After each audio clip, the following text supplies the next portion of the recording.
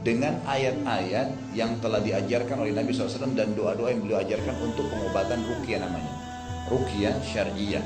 Tentu ada buku sendiri panduannya, tapi yang paling mendasar Bapak Ibu bisa coba membaca. Kalau misalnya sering emosional, nah, atau merasa malas sekali kalau beribadah, malas interaksi dengan lawan, dengan pasangan halal kita, dengan suami istri, sering bertengkar, anak terlalu nakal, ya, di rumah selalu gelisah, maka butuh ruqyah syariah. Ruqyah yang paling sederhana Bapak Ibu bisa terapkan adalah Bapak Ibu membaca untuk diri sendiri, gitu kan, ayat-ayat ruqyah. Kalau yang paling dasar itu membaca Al-Fatihah sekali, Al-Ayat Kursi sekali, Al-Ikhlas sekali, Al-Falaq sekali, dan An-Nas sekali. Ini yang mendasar dulu. Bapak Ibu baca, ditiupkan ke telapak tangan, kemudian diusap dari kepala sampai ke kaki. Diusap dari kepala sampai ke kaki. Ada sebagian teman-teman kita yang mengembangkan retorika ini dengan melipat gandakan menjadi 3 kali.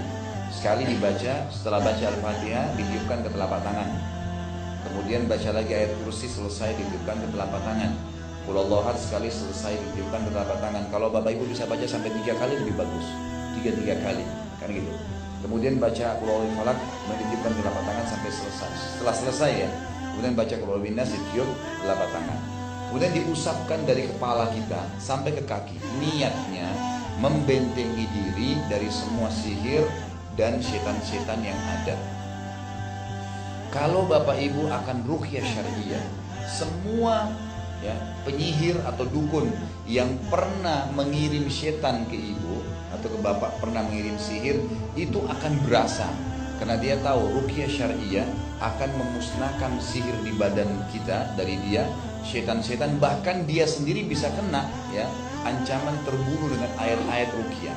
Berapa banyak penyihir yang mati kena meruqyah, kena orang yang sedang dia sihir di ruqyah, akhirnya dia kena sendiri gitu kan, dia kena sendiri.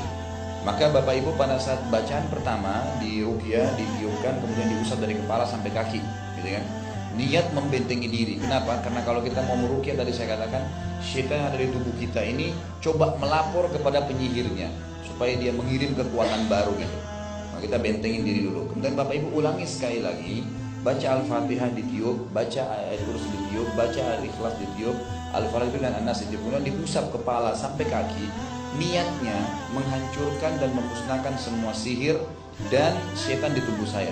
Jadi diusap-usap, gitu kan, diusap-usap dari kepala, telinga, terus sampai ke kaki. Biasanya kalau kita ada interaksi atau ada sesuatu berhubungan dengan masalah ini, alam-alam setan dan jin ini, maka kita akan merasakan di usapan bacaan yang kedua ini mungkin terasa kesemutan punggung kita, mungkin kepala kita tiba-tiba pusing, mungkin tiba-tiba mules mau buang air, mungkin tiba-tiba sendawa gitu kan, bisa terjadi. Maka Bapak Ibu tetap aja jalankan, diusap-usap punggungnya, kakinya, mohon maaf, sampai daerah kemaluan diusap sendiri dengan tadi telapak tangan yang sudah ditiup dengan ayat ruqyah sampai ke kaki. Selesai, Bapak Ibu lakukan lagi sekali yang ketiga kalinya, baca dengan yang sama Al-Fatihah, ayat kursi, Al-Falaq, An-Nas, dan Bapak Ibu usap lagi ke tubuh dengan niat mengeluarkan dari tubuh kita hasil pembakaran sihir dan syaitan tadi. Biasanya yang ketiga ini reaksinya sangat besar. Tiba-tiba ada yang muntah gitu kan. Ya mungkin dia muntah cairan tertentu, atau bahkan ada yang pernah memuntahkan benda-benda sihirnya. Mungkin bentuk peniti, mungkin bentuk hewan-hewan yang tidak baik seperti belatung dan seterusnya. Itu terjadi kan gitu. Maka dia muntahkan. Nah, kalau dia sudah tahu reaksi ini ada, maka dia mulai menerapi dirinya pada hari itu, mulai hari itu minimal selama 2 minggu ke depan di ruqyah sendiri, ruqyah mandiri namanya. Bacain pagi sore, Bapak bacain begitu. Ya, Bapak Ibu bacain dirinya sendiri. Juga bisa dikembangin kalau Bapak Ibu mau lebih baik pengobatannya menggunakan daun bidara. Tahu daun bidara ya, Bapak Ibu? Kalau tidak, di-search aja di Google, tulis daun bidara, nanti kelihatan daunnya. Kalau Bapak Ibu mau beli di tempat-tempat pinggir jalan, tempat-tempat teman-teman kita yang jual pohon, tanya aja pohon apel India, nanti mereka akan lihatkan. Atau kalau mereka paham daun bidara lebih bagus lagi. Kalau selama ini saya tahunya di teman-teman kita tahunya pohon apel India. Kalau pengajian saya yang lain memang saya pesankan langsung dari teman-teman di Bogor atau dari Karawang, mereka mendatangkan satu truk kemudian dibagi ke jemaah pengajian gitu kan, tinggal dibayar ke orang-orang itu berapa biayanya satu potnya gitu. Nah itu ditanam mohon maaf, diambil daunnya 7 lembar. Dalam sebuah hadis yang sahih dikatakan diambil 7 lembar daun bidara kemudian dihancurkan dengan 2 buah batu. Kalau kita sekarang mungkin ulekan atau mungkin kita bisa kembangkan dengan blender. Bapak Ibu, blender 7 lembar daun bidara, kemudian daun bidara sudah bisa kelipatan ya, tapi kelipatan 7, usahakan karena hadisnya 7 lembar, 7, 14, 21 atau 28 diambil. Dan subhanallah, pohon bidara ini Bapak Ibu sekalian kalau dicabut tumbuh lagi. Bapak Ibu cabut sekarang, dicabut hari ini, nanti malam sudah tumbuh lagi daunnya, selalu begitu. Di rumah saya tuh banyak sekali di halaman saya tanam pohon bidara ini, karena pohon bidara disunnahkan dipakai untuk memandikan jenazah dan untuk mengobati sihir atau gangguan setan. Baik Bapak Ibu, setelah dihancurin dimasukin ke dalam air yang mau diminum. Kalau kita mau minum air, Bapak Ibu bisa cemplungin di air, diminum. Kemudian Bapak Ibu ruqyah air itu, dibacain ayat ruqyah, baca tadi Al-Fatihah, Al-Kursi, Al-Ikhlas, Al-Falaq, An-Nas, ditiupin di air itu, diniatin untuk meruqyah, baru Bapak Ibu pakai minum. Lebih bagus lagi kalau airnya air zam-zam gitu kan. Kalau enggak air biasa enggak apa-apa. Juga boleh meruqyah ya, dengan air biasa. Air biasa, air dari keran kamar mandi saja diambil di ember, kemudian dihancurin daun bidara, dicemplungin dalam air tersebut, kemudian Bapak Ibu masukkan telapak tangannya dalam ember, kemudian Bapak Ibu sambil baca ayat ruqyah.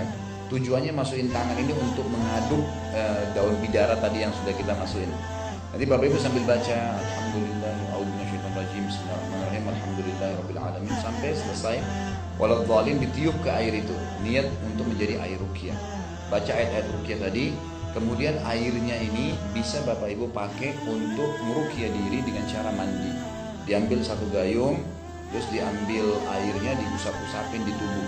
Jadi nggak usah satu ember dihabisin dengan mandi biar gebyur, tapi diambil satu timba, airnya diambil seperti orang pakai balsam, diusapin di tubuh kita dengan niat untuk menghancurkan sihir-sihir itu. Ini juga saya melakukan 2 minggu. Juga kalau rumah sering gelisah, di Jakarta nih Bapak Ibu sekarang ada rumah, selalu di dindingnya ada semut dan banyak sekali gitu.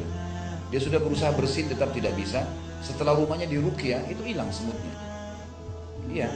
Dan itu ada orang yang sering bertengkar suami istri, jadi nggak jadi sudah berhenti bertengkarnya. Anaknya nakal sekali, jadi berubah dengan ruqyah rumah.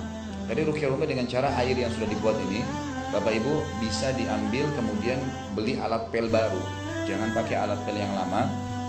Air yang itu bisa dipakai untuk ngepel lantai kita, dan bisa juga diambil semprotan setrika, kemudian diisi air ruqyah, disemprotin dinding-dinding halaman-halaman rumah kita. Ingat, dalam Islam kita nggak butuh penjaga rumah dari jin. Semua syaitan disuruh keluar, nggak boleh ada. Baik kita ataupun rumah kita nggak butuh. Jangan Bapak Ibu bilang, oh nggak apa-apa penjaga saya, enggak. Atau Bapak Ibu mau berusaha untuk punya khadam atau pembantu dari jin, itu nggak boleh. Kita dalam Islam tidak boleh berinteraksi, nggak boleh nikah, nggak boleh ngobrol, nggak boleh makan, nggak boleh apa-apa sama jin. Mereka alam lain, kita alam lain, nggak boleh. Dan kita khalifahnya, kita nggak boleh minta tolong kepada jin-jin itu. Makanya Allah mencap kufur dan musyrik orang yang minta tolong kepada jin. Dalam surah jin diturunkan khusus membahas ayat 1 sampai ayat 17 gitu kan.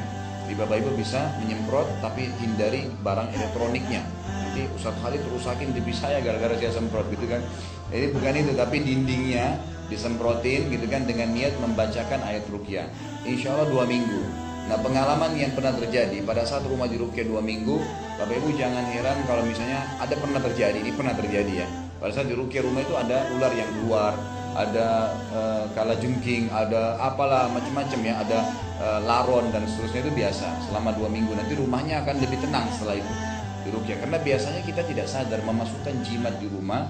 Tadi tanda kutip dari orang-orang yang dianggap pintar atau dukun-dukun ini, itu semua barang yang kita masukkan dari dukun atau peramal atau orang pintar ini, itu namanya buhul. Dan buhul ini semuanya ada setannya. Semua ada setannya. Jadi jangan sampai salah paham walaupun cuma kertas. Ingat, jangan terpengaruh dengan tulisan bahasa Arab. Rata-rata di Indonesia penyihir itu memberikan kita lembaran bahasa Arab ya.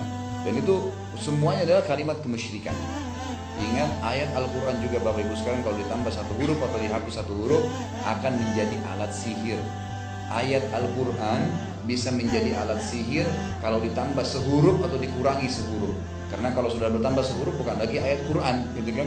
maka itu bisa dipakai untuk dijadikan alat-alat sihir.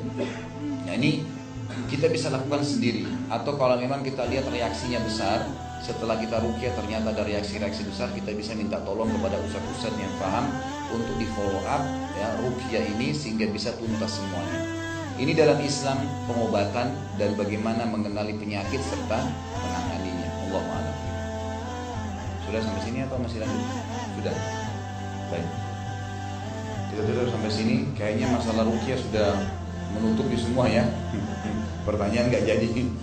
Baik, saya sarankan juga sebagai penutup Bapak Ibu bisa beli ada buku doa terapi penyakit dengan doa dan ruqyah. Ini juga ada buku-buku yang cukup banyak bisa dipakai untuk digunakan di rumah dan dibagikan kepada keluarga. Baik, kita sampai sini menutupnya dengan kafaratul majlis. Subhanakallahumma bihamdika asyhadu an la ilaha illa anta astaghfiruka wa atubu ilaik. Wassalamualaikum warahmatullahi wabarakatuh.